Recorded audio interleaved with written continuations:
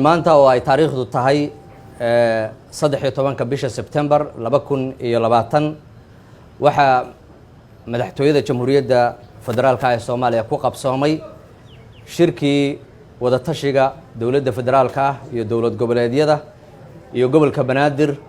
waxa shirkaas maanta gudoominaya madaxweynaha Jamhuuriyadda mudane Maxamed Cabdilaahi Farmaajo. shirkani waxa uu dhameystir u yahay shirarkii hore ee dhexmaray madaxda dhexmaray kaas oo ku qabsoomay magaalada Samareeb ee xarunta maamul goboleedka Galmudug. madaxdu waxay isla gorfeeyeen sidii loo heli lahaa heshiis loo dhan yahay oo hanaanka doorashooyinka dalka hagi doona. madaxweynaha Jamhuuriyadda mudane Maxamed Cabdilaahi Farmaajo ayaa furitaanka shirkan ka hor waxa uu shir duceedyo la qaatay madaxda maamul goboleedyada iyo gobolka Banaadir.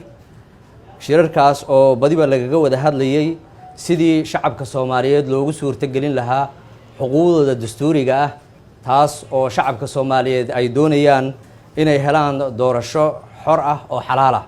madaxdu markii ay soo gabagabeeyaan kulamadoodan albaabadu u xiran yihiin waxay soo bandhigi doonaan khudbado iyo isla markaana warmurtiyeed ka soo bixi doona shirka.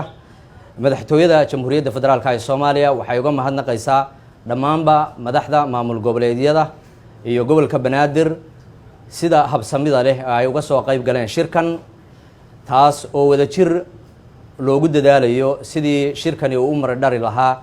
aad baad u mahadsantihiin. wixii ka soo kordha warar inta uu shirkani socdo waan idinla wadaagi doonaa.